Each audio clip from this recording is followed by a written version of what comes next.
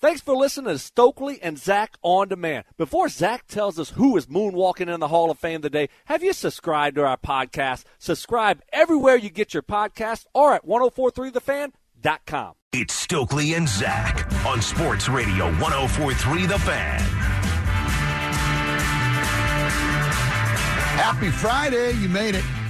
We're counting it. We're going to count it.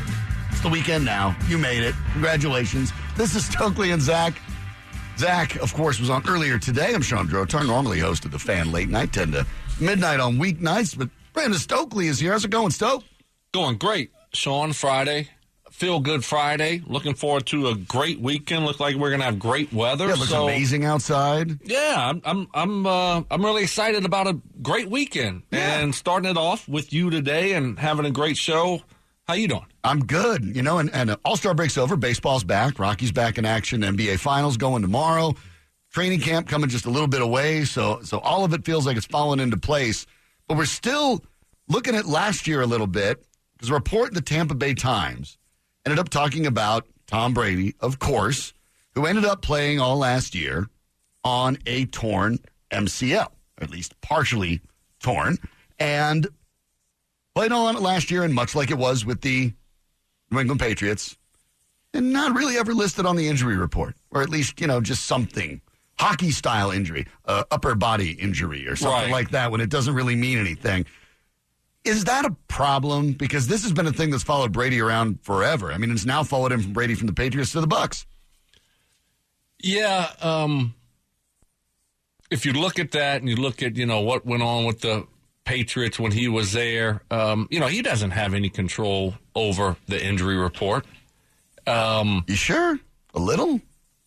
Tom Brady. He's not the one that's going to go out there and dictate whether he's on it or not. I guess he could, if he wanted to, he could tell him, hey, keep me off the injury report. I guess he could do that. Guy didn't miss any time. No. You know, so that's kind of the way I look at it. He didn't miss time. He wasn't missing practices.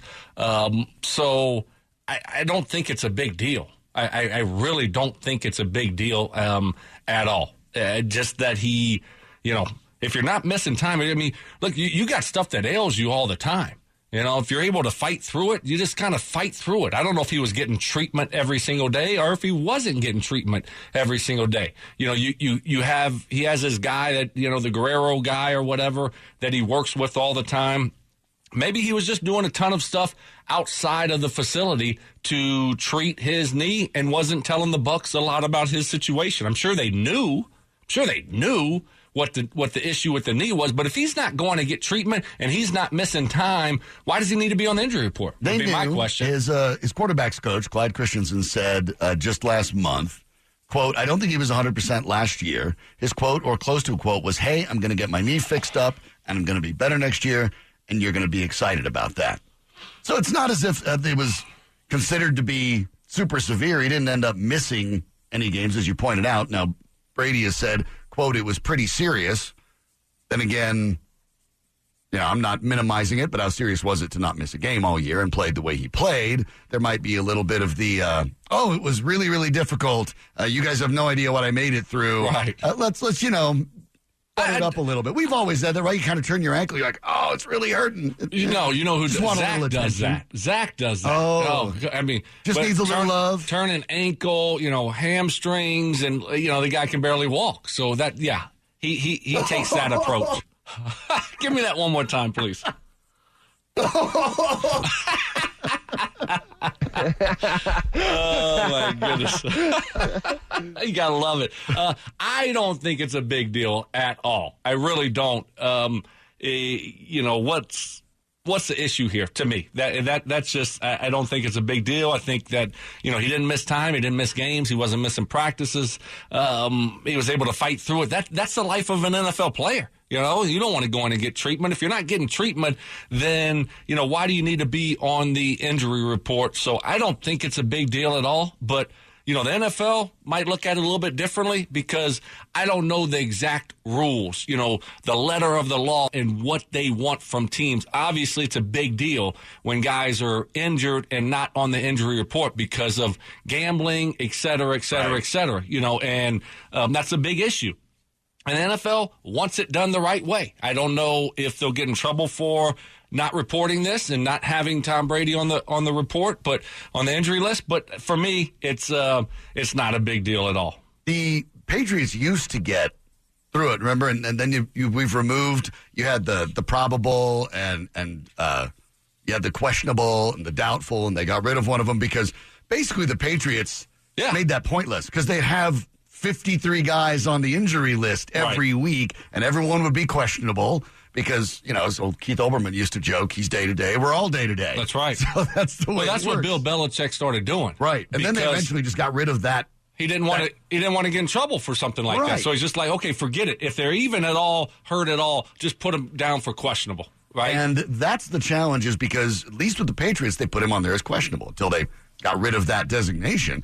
But the Bucs never put him on the injury list all last year at all. And so that's where it gets funny. And I think this is where the league has to be a little more transparent because you really don't want there to be a Brady rules and there's everybody else. When everyone else feels that, boy, if my quarterback has a torn ligament and he's able to fight through it, but I don't want to let everyone know he has a torn ligament.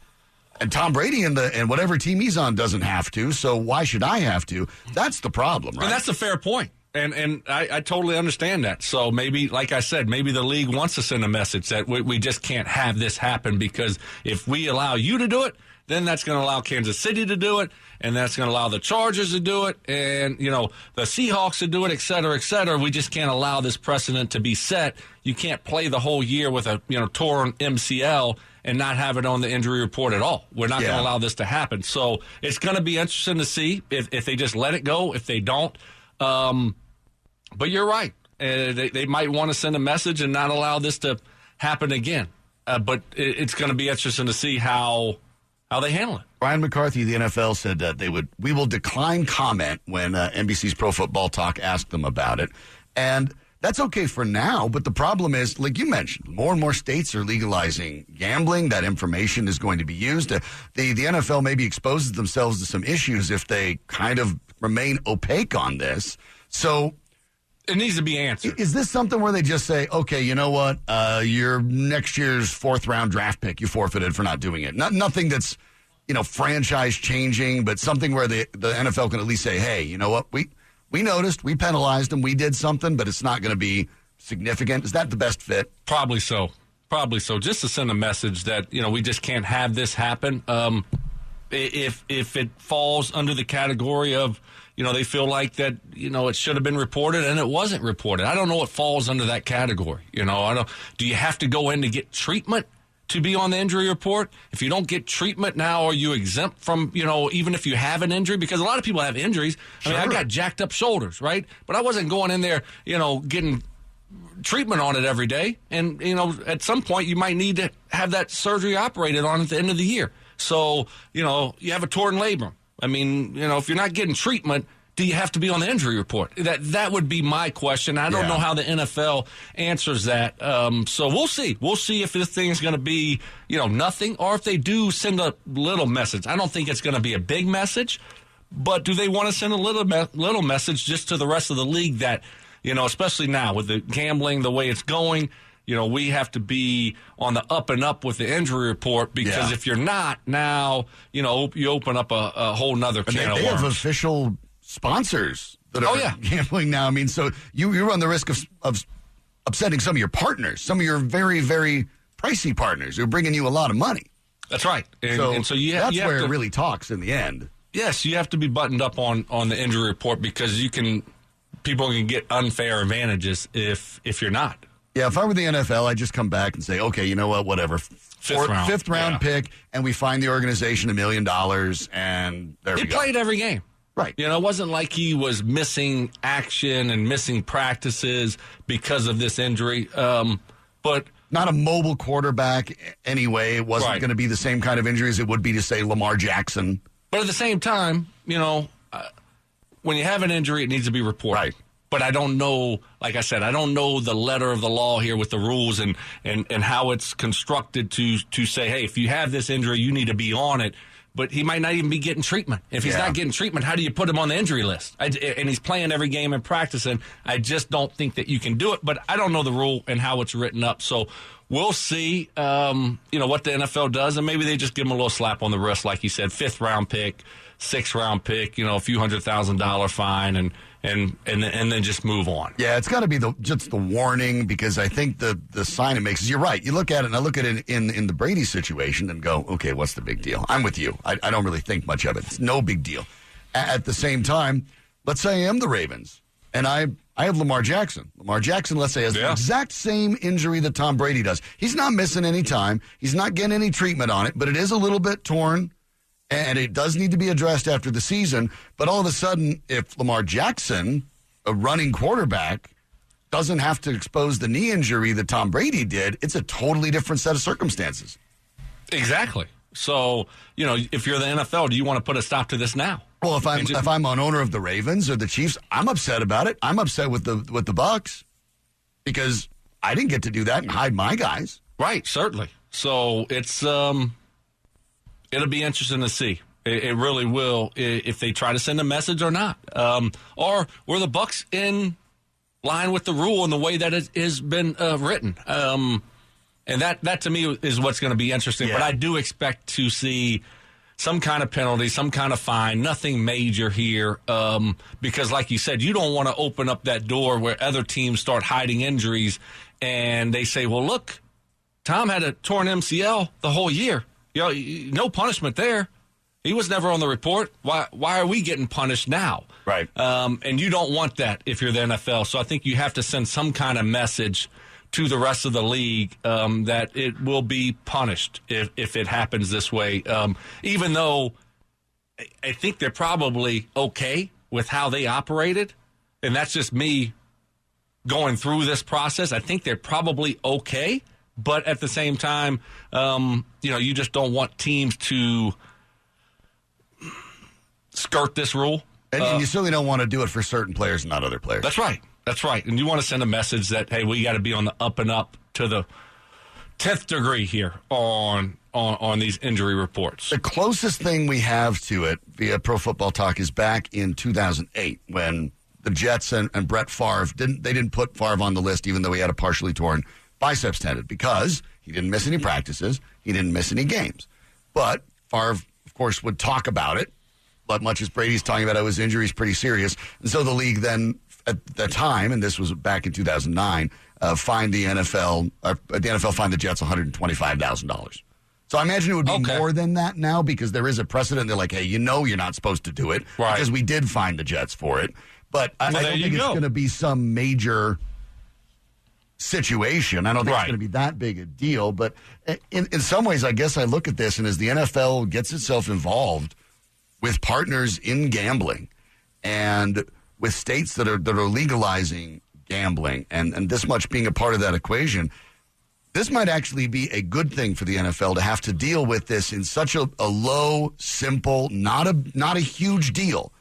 But this is the opportunity to realize, you know what, we better get our house straightened up here, because eventually something like this could really get us in trouble. This is kind of the cheap lesson for the NFL. Yeah, that's a great point. And, do you want to bring the hammer a little bit just to send a message that we can't tolerate this? It was different back in, 99 with Favre or whenever that was. Yeah. A lot different than where we are at in the times that we're at right now with gambling. And, if you're the NFL, you're just not playing around. That's a big moneymaker for you right now, and you don't want to screw that up.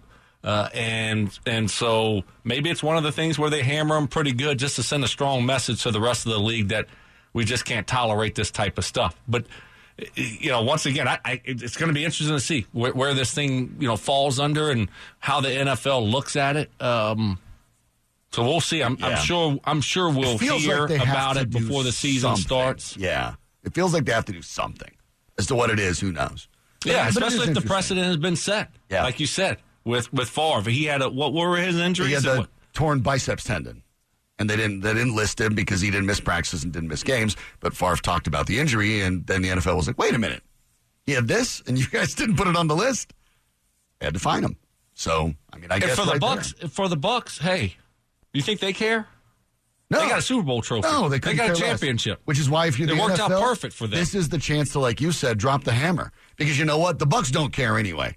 You could go as much as say, okay, well, you're going to lose a third-round pick, and we'll fine you $1 million. Right. They're just going to go, okay. Who cares? We get to keep our ring? Right. Then great.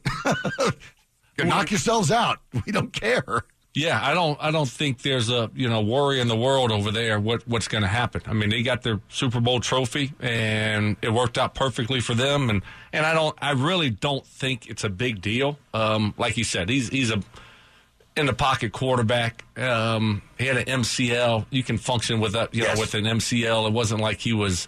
I am not Tom Brady, obviously, nor am I all that athletic. But when I tore my MCL a couple years ago, we didn't even repair it. Basically, if I go skiing or something, I have to wear a big brace. But sure. They're like, there's more complications potentially in repairing it than even worrying about it. Yeah, I mean MCL. It's either way. You can see some that get repaired and some that don't. Yeah. So I don't think this is a big deal.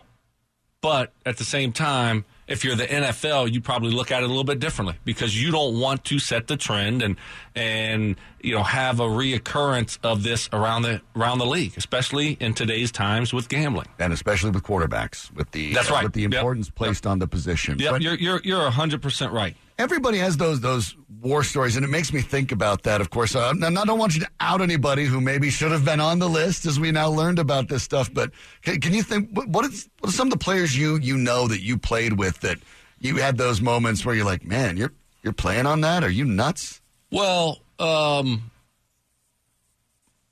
would have to think about it.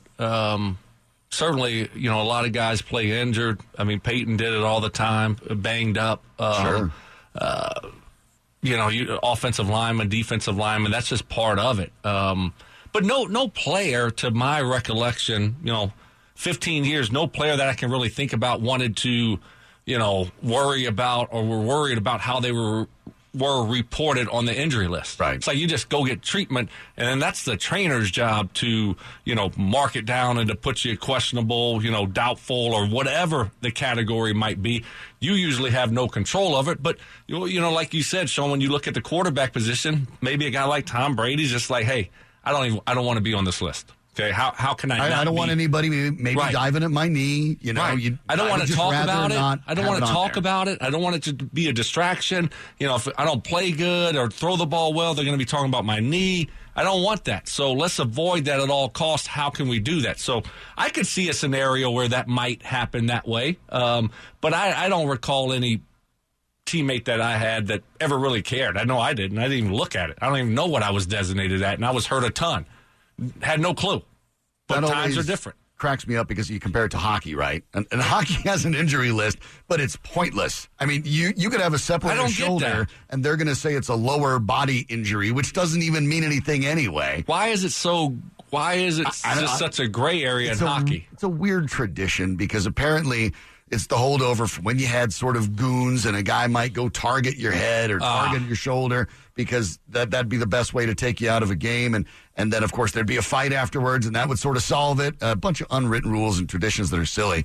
But at that point, the NHL still does it. Like either just get rid of the injury report because it's pointless or actually say what it is. Because all this year going through the playoffs and the season, it's all the same. Somebody gets hurt. You clearly saw them grab their shoulder on the way out. Next day on the list, lower body injury. Come on. I mean, how dumb do you think we are? Yeah, that's I can see why they have it that way in hockey. Guys are going to go maybe after that injury. But if you see that as a, if you're heading up the NHL, I mean, don't you think there should be a fine or suspension for that person that's trying to re-injure a guy on purpose? I don't know. Maybe back in the 70s, 60s, and 70s that was more prevalent, or maybe 80s also. Yeah. But in today's sports, and there's even new penalties in hockey for that, specifically for that. Yeah, you just don't see that stuff. I don't think like you used to see it. So I don't think that's as big of a deal as maybe it was in the past. Ask the Avs and Nazem Kadri, who got bounced from what turned out to be the remainder of the playoffs for exactly that kind of play. Yeah. When hit the player up high and got suspended for 7 games. Yeah, I mean, it's, and when you're a repeat offender. Way it goes. That's the way it goes. Does this make Tom Brady's season more impressive, though, in a way? Knowing that he played with that tear? No, I don't. I'm going to say no. I mean, look, he played great. He had a great year. They got a great football team. And so, an MCL, it wasn't like he was playing with a, broken ankle. Right. I mean, he moves within a 5-yard space, and that's it. He's not running around the football field all over the place. And so I don't put more into it now, learning that he had a torn MCL. You can function without a torn MCL. You can. So he had a great year. I'm not looking at it any different now. Like, oh my gosh, it's so much better now that I've learned the information that he's, was injured last year. A lot of people are injured. I'm sure he's played with a bunch of injuries before. You just have to overcome them, and he was able to do that and have a great year. Probably deserves more credit for his career, playing with the kind of knee injury that was lasting, that I think some people in town know about and some people don't.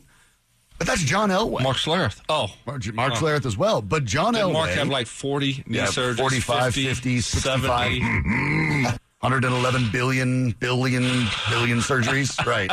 It was a lot. As many as there are stars in the sky. Yeah, exactly. That's right. Mark's had surgeries. But you're right. ACLs, right? John Elway tore his left ACL in high school. And, of course, it was you really couldn't repair it. It was almost considered career-ending back then. He played his entire career at Stanford, his entire NFL career, with a torn left ACL that was never repaired. Now, fans that can think back a little bit and visualize the pretty big brace he wore. But, he played his entire career, and he was a mobile quarterback, especially for the era, without an ACL in his left knee. Now, that's a different kind of story, isn't it? Yeah, it absolutely is. I don't know, how you... I wonder how that knee is now. Is where my mind goes. Like, what kind of damage did it do to your... That's the plant leg on those throws. Right, and if you ever torn your ACL, like how it feels, looseness, and it just doesn't feel as sturdy. I don't know, after a while, if it just becomes normal, if you can build up enough strength to kind of help it, feel stable.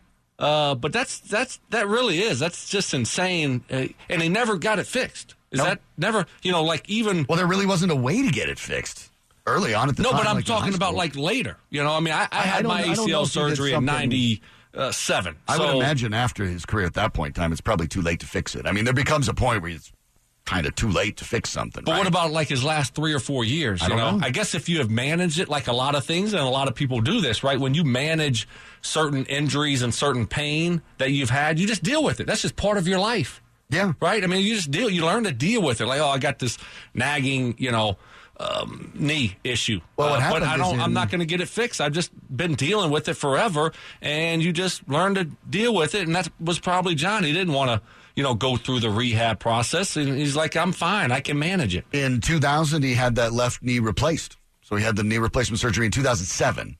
And that's basically how it had ended up. Just had an entire knee replacement. Okay. Back in 2007. Right. But went through, obviously, the entire career, brilliant Hall of Fame career. Nothing. That's impressive. It's impressive to be able to, function without an ACL for that long and play at that level. And like you said, he wasn't just a stationary pocket quarterback. Right. The Denver Broncos, of course, have not the same quality quarterbacking today. ACLs are not. And one voice at this station looks at these early 3 games and says that if the Broncos don't start at least 2-1, they're in big trouble. We'll tell you who that was and hear from him next. The Beauty Brand's annual leader sale is here! Save up to 70% on fabulous salon brands like Biolage, Redken, Joico, and Kenra. Over 200 of your favorite shampoos and conditioners starting at just $15.98 each. Visit beautybrands.com. You're listening to Stokely and Zach on Sports Radio 104.3 The Fan.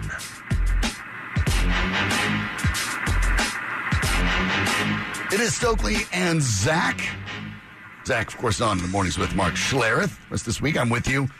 My name's Sean Drotar, host of The Fan Late Night, 10 to midnights. And I heard Dan T. Jacobs on your show last night. Holding it down for me. The station's being kind enough not to have me.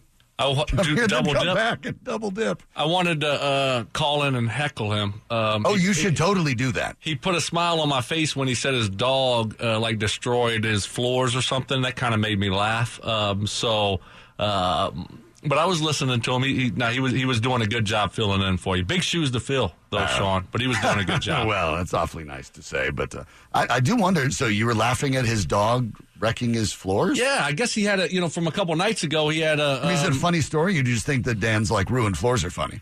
I mean, all of it's available. Yeah, no, a little bit of both. Okay, a little bit of both. He kept on complaining about how much it's going to cost to repair the damage, and the wife's going to want now hardwood. He got this. He said pandemic puppy right during the pandemic. Oh, okay. He got a puppy and loves the dog, I guess, and but the dog just had a little bit too much fun at the house. So I got a chuckle out of it. There's a word for that. It's Schadenfreude. Oh, there's your Friday word of the day. Is that like it's a German word? Yeah, okay. That means you've derived a little enjoyment out of someone else's discomfort.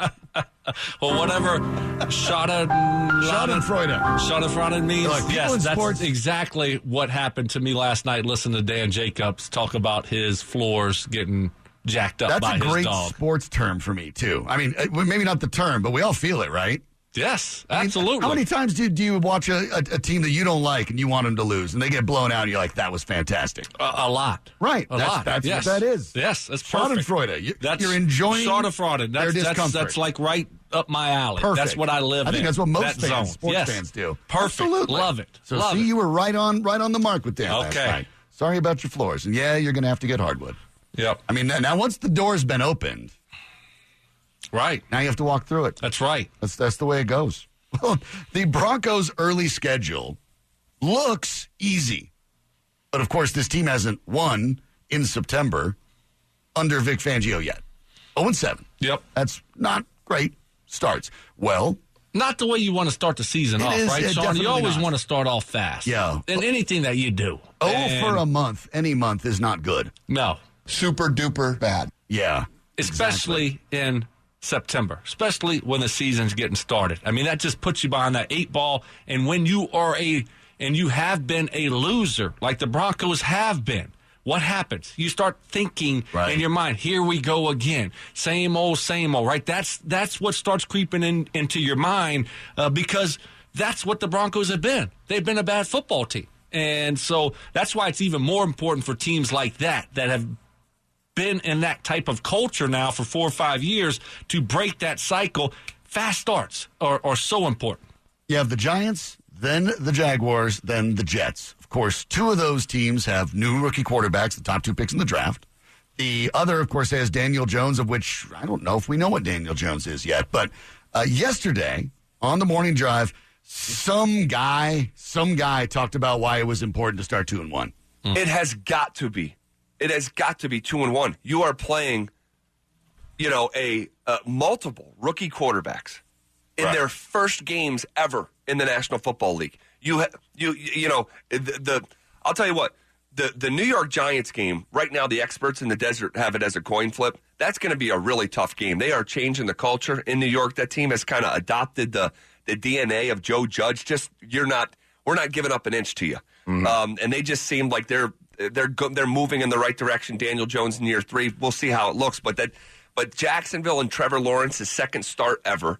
But still, you're going on the road, and then you have Zach Wilson in his 3rd start ever. That's at home. That's got to be a win. the Broncos need to figure out how to beat Jacksonville or New York. They need to split those first two and definitely beat the Jets at home. And if they don't stink, they're in trouble. Yeah. Because you look at that sled, I mean, those next 4 games might be the toughest on their schedule. That, of course, is Zach By, the man who's usually sitting where I'm sitting. I mean, can we avoid all Zach By audio when he's not available on the show? You need a break? It's my request. Yes, okay. I want a full break. I've had a couple days. I've been refreshed. I'm feeling good without him. And then you throw the audio in there on me, and it kind of brings me back down. Well, he wasn't exactly going out on... That's one of the top 5 right there. We're going to have to steal that. I'm stealing that for my show. We got to put that drop on my show now, too. So that's got to stay there. That's fantastic. Oh, my goodness. I mean, he's not exactly going out on a limb to say this team needs to start 2-1 or right. better. Thanks for but spelled out the big. It's a little Captain Obvious. I get it. Yes, just a little bit. But at the same time, he spelled out pretty good reasons as to why, and a little bit of where there is some concern. Because you don't know what you've got with Lawrence and Wilson at this level. You're traveling to Jacksonville. Those guys at a certain point, while it is best to play them early, they're also kind of playing with house money, right? There's no expectations. That's right. So if Trevor Lawrence just decides to cut it loose and all of a sudden there's a potential risk there because you don't know what you'll face. And in the Giants' case, I think he made a good point. I think the Broncos certainly appear to be a better team than the Giants, but by how much, I don't know. And you're on the road, and they want to get a fast start just as much as the Broncos do. Yes, it's. I think what Zach's saying is, a lot of people just kind of expect the Broncos to at least be 2-1 after these 3 games. You just look at it. Oh, Giants. Well, I mean, I do. They had better. The Jags, the Jets, but it's not that simple. It's not that easy. And that's the problem here is the Giants are a solid football team. You better play really good to go on the road and beat them in week 1. Not just good. You better play really good football to beat the Giants in that first game. And then you look at going to Jacksonville the next week. Right? I mean, should the Broncos win that game? I mean, I'd pick them 100 out of 100 at home, but on the road and back-to-back road games against a young quarterback and an updated roster that they got. And a new coach that you're not familiar with what he's going to do at the NFL level. It's not a cakewalk. And then the Jets at home, you should take care of that, and that should be, for sure a W. But you got to figure out a way to win one of those other first 2 games, and they're not just as simple as saying, oh, that's Jacksonville, and that's who the Jags have been, and that's going to be an easy win. The Giants, oh, man, they stink. No, the Giants don't stink. So it's not as simple as that, especially for a team like the Denver Broncos. And it's easy to forget. You know what Giants fans and Jaguars fans and Jets are saying? Oh, the Broncos, they stink. Right. Look at 4 straight losing seasons. They only won 5 games. They stink. They don't even have a quarterback. That's what they're thinking over there. So, yeah, it's not in any way a gimme here. And I think you brought up some really good points. And that's, of course, before you saw the Instagram of Saquon Barkley and the tree trunks for legs that he's got going, showing off a little bit on Instagram about how he's feeling better. I saw those legs on the TV screen yesterday. Those are like my waist. It's like unbelievable. Ridiculous. I mean, Quadzilla is what you call that. I mean, it's unbelievable. And it's week 1, so you'll probably get him. I know injury's been a problem, but it's week 1. Right. So, yeah, this is, I mean, how dangerous is this? If they finish, I do not think they'll lose all 3. I just can't envision that. I can't either. I think Vic Fangio is going to get his first September win in year 3. But if they go 1-2, how much of a problem is that, really? Well, it's not ideal. You're going to have to win a few that, are coin flip games. You're going to have to win a few that maybe you didn't think you were going to win to get back on track. So they definitely need to go 2-1. This is probably their easiest stretch when you look at 3 games. It's early in the football season. You got to take advantage of it. No games in the NFL are easy, especially when you're a team like the Denver Broncos. There are no cakewalks, and that's what fans have to understand. When you don't have a quarterback, Broncos don't have a quarterback right now. We don't even know who it is. So when you don't have one and you're going on the road, these games are tough. It's going to be tough. So there are no easy games for the Denver Broncos. There are no easy wins for the Denver Broncos. So I think we got to remember that. But these first 3 games, I mean, that's where you got to Get off to that fast start. Feel good about yourself because they are winnable games, more so maybe than some other games. But you got to play well. You got to play well, and hopefully they do, and they get off to a fast start because what they've done the last couple of years. It's a team like the Broncos. Once again, you're not going to really be able to dig yourself out of that hole if you start off bad. Yeah, because that would indicate the quarterback play isn't significantly improved already, and then you look at the rest of the season and figure, well, how's it going to get that much better when you're already kind of behind the eight ball? And then you know a change is probably coming soon at the quarterback position. Mm-hmm. I mean, I don't see them cutting bait after 3 games with whoever they name the starter, but if that quarterback's gets warm, though. It gets warm quick, especially when the coach's seat is warm, right? That's when you pull the trigger a little bit quicker than maybe you would if your seat wasn't as warm. So you put all that and you combine it together and you say, hey, if this quarterback doesn't start off fast, expect changes quickly. I mean, you're not going to see a coaching staff, I think, have a lot of patience with either one of these guys if they're not performing and you're not winning football games, right? I mean, do you think I think it's interesting, the point you made that the quarterback and the coach are kind of linked at the hip, especially in the early part of this season. Because Vic Fangio can really not afford to lose very many games on the early going. You can't afford to start 1-4 or something like that. Or there are 2 other assistant coaches on this team with NFL head coaching experience. Yeah. They need wins, and they need them early. Yeah. Both the quarterback and the coach. But the fact that the Broncos don't know, coming into training camp, 50-50 Teddy and Drew, means that expectations are all over the place. None more than at CBS, where you are not going to believe where 2 different writers considered the Denver Broncos. I'll tell you next. The Beauty Brand's annual leader sale is here! Save up to 70% on fabulous salon brands like Biolage, Redken, Joico, and Kenra. Over 200 of your favorite shampoos and conditioners starting at just $15.98 each. Visit beautybrands.com. Sports Radio 104.3 The Fan presents Stokely and Zach.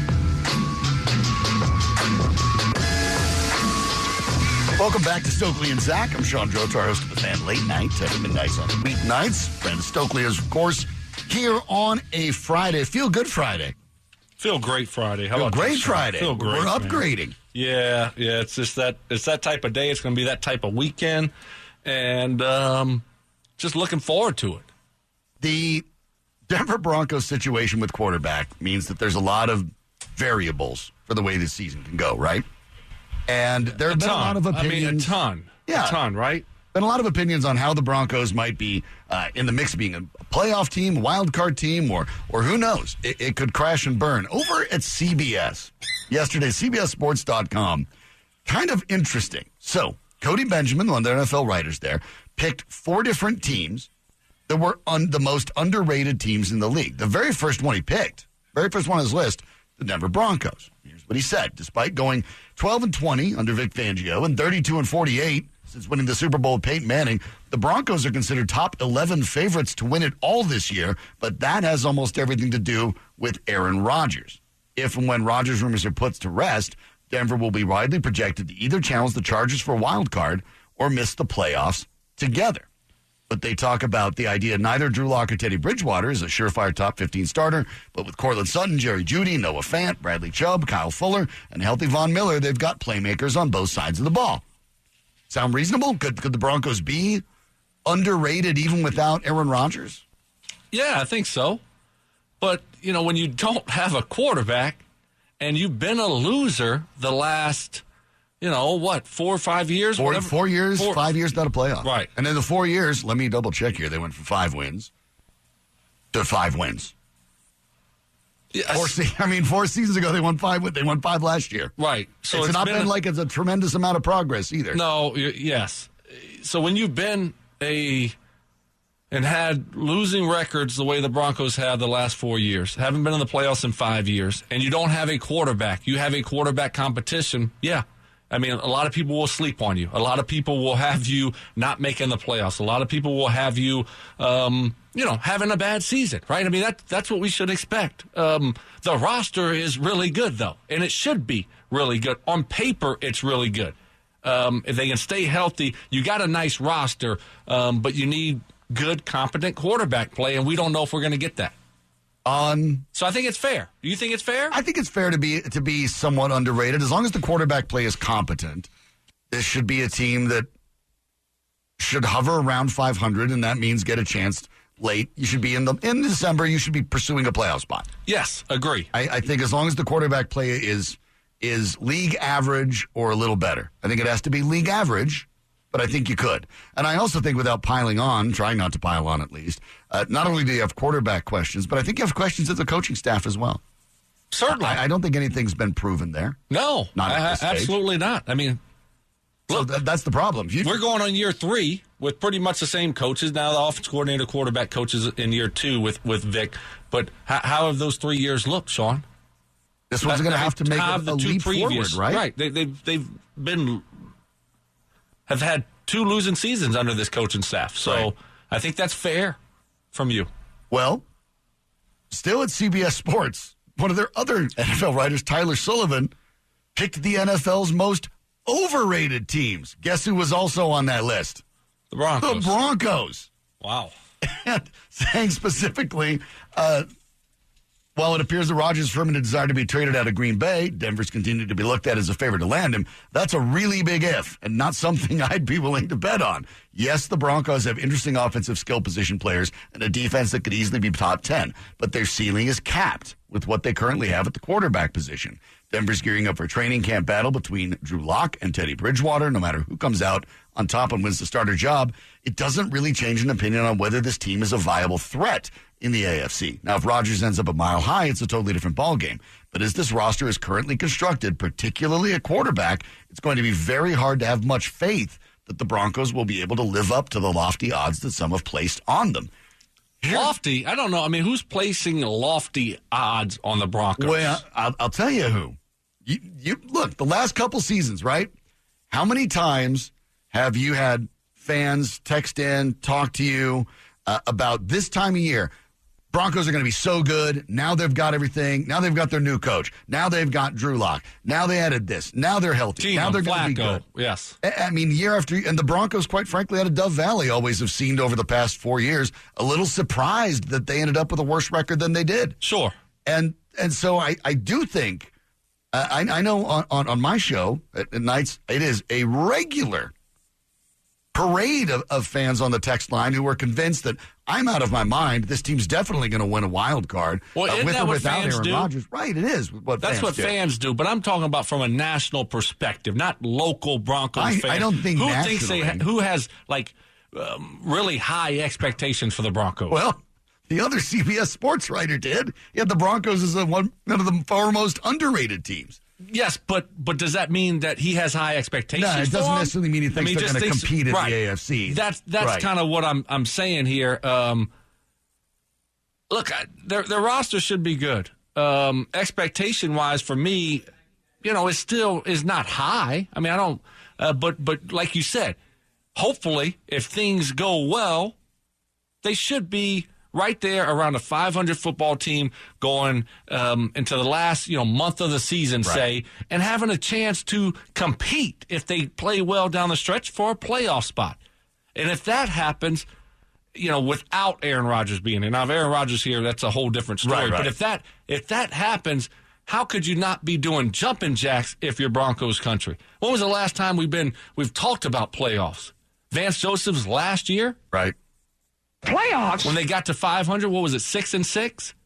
I think that's right, 6-6. And then lost the next 4, maybe something like that. Went to San Fran and got dominated by Kittle, et cetera, et cetera. I mean, but that was the last time that we looked at it and said, playoffs, yeah. I mean, and that was very short-lived. Yes, but it was. If you could get Lasted that, wouldn't you take weeks. it as a Broncos fan? I think so. And this will be interesting, too, with the 17-game schedule, because barring something really peculiar, 500 is not a thing anymore. That's unless right. you get a tie. It just doesn't happen.